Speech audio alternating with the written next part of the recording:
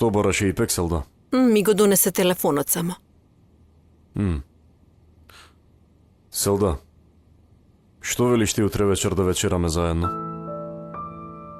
Ние двајцата? Да. Свесна си дека во последно време буквално ништо не правиме заедно, јас и ти? Да, свесна сум за тоа.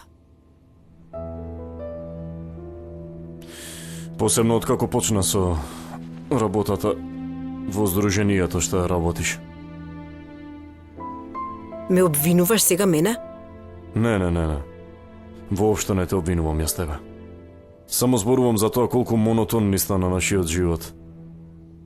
Постојано истото го правиме секој ден. И речи си, постојано зборуваме за истите работи. Се додека не дојдоа Несрин и незината мајка, се разбира. Што значи сега ова? Значи следново, Селда. Се занимаваме со се, освен со самите себе и со нас двајца. Свесна си колку се оддалечи од мене ти во последно време, свесна си или не си? Целата одговорност за тоа што лошо ни оди бракот ја префрлуваш на мене, ме обвинуваш. Не ми се верува, Керим. Знаеш дека не сакав такво нешто да кажам.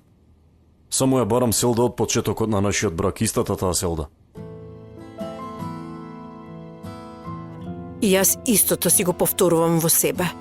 Каде е човекот за кого се омажив? Еве, гледаш ли дека не можеме ни еден обичен муабет да направиме? Зборувавме за вечера, а сега види до каде отиде темата.